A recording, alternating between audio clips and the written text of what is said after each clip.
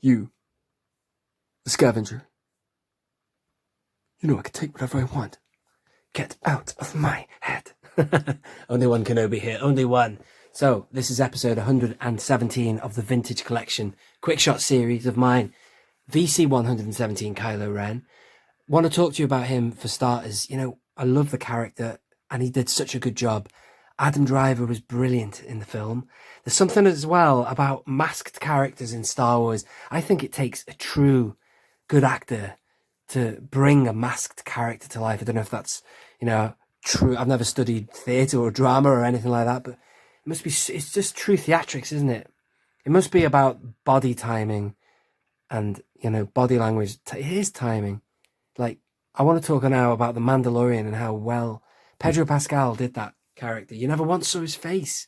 It was subtle movements and gestures and motion that brought that character to life. In fact, unlike this guy, unfortunately, I think that the reveal of who he is and what he looked like was too soon.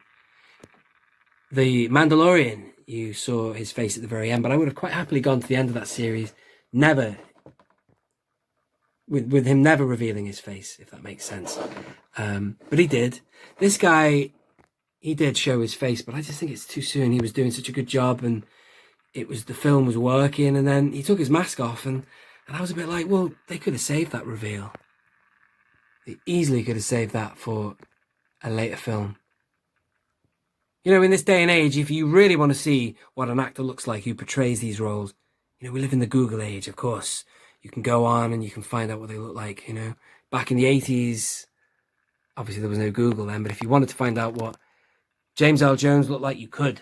David Prowse, yes. But you never see their face in the film, obviously. You just see Darth Vader.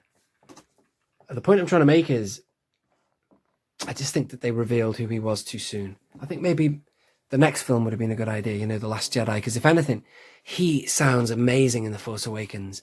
That voice is so intimidating, and he intimidates his staff and his enemies alike. But in The Last Jedi, actually, I was really pleased when he took his mask off because he sounded crap. I'm going over to go hurt you. And then Snoke just says, take that ridiculous thing off. And rightly so. And it was just almost symbolic that, you know, he was restricted in that mask. He was stifled. He took it off, and it's just like, let's go to town, you know. It's time for you to step up your game or whatever. So, but great portrayal, Adam Driver. I just wanted to get that in there. Adam Driver was awesome. So here we are. This is VC117. The card back is all right. The image, I think, would have been a lot better if they had used this. Boom. Because this is the image I think of when I think of Kylo Ren. It's because that's the first time we saw him from the front in a trailer. And it's like, I remember thinking to myself, what did I just see? Did I just see Revan? It was just such a mind boggler.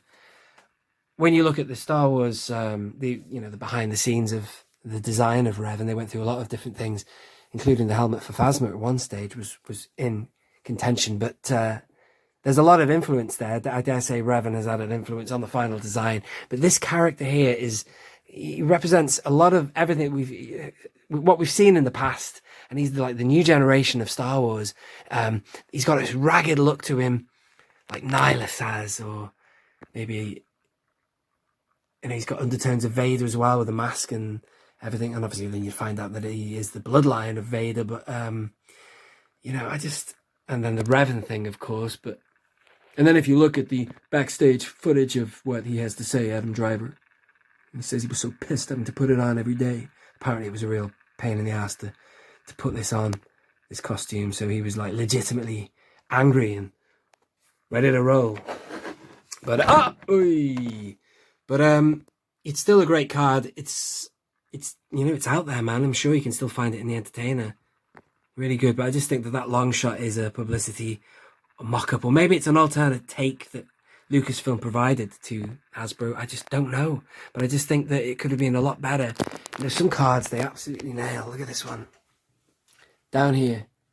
That Cody there, look at that. That is a lift from the film, that. Anyway. So, oh my God, I just dropped it on the floor. At least I didn't stand on it. Let me just settle this camera down here and you'll watch him spin for a bit while I sort myself out. So, really good. So again, the design of Revan is a really good character. There's something about him that's really, I don't know, like Halloween-y, you know? Dangerous. Dare I say, his lightsaber as well. It's got this, I got it right here, look at it. You know, firing off those flames. It's an imperfect thing. It's got a cracked crystal or whatever makes it do that. Looks like it's going to blow up, but look at the design of it. This Black Series one really doesn't half show you. Look at it. It's got like cables and wires. You just wouldn't want to go near it, would you? It looks like it's just unstable. That's the word I'm looking for. Instability. And this guy, a little bit like Batman Begins. I don't know why I think about this, but Batman Begins was like a fresh new look for Batman. The whole film, the genre. The enemies had this ragged look to them, like was he called the Scarecrow or whatever? This guy has that look. Look at him. He's got a tatty, worn hood, and I love the design of Kylo Ren in the first film, and then it all changes again. You know, things have to change. I didn't mind how he looked in the other films, especially, actually. Funny, ironically, I like the mask in Rise of Skywalker. I quite like what they were going for, that Japanese that method of porcelain or whatever, the fixing pottery. That's what JJ was going for, I heard. So there you are. There is Kylo Ren. It's a good figure. It's all right. It's actually all one piece, by the way. They could do another one, I think. He's worthy of another design for the vintage collection because the head is all one piece. That head, that cloak behind the hard goods there, pull it off and there's no head. I think they should do a removable head one, like an organic Adam Driver head version, or at least one with the Rise of Skywalker option on there. I don't know, but I do love the design. Awesome. We're going to say goodbye there. Thank you for watching. If you are new around here, subscribe. Check out the rest of the series. I'll leave a link to the whole series below. And, you know, don't forget, subscription to a channel is free. I said to my mother, I said, are you subscribed to my channel? And she said, I'm not paying. I said, you don't have to pay. But it's true. I think people, when you say subscribe, they think you have to pay. You don't. It's free. Get on to it, man.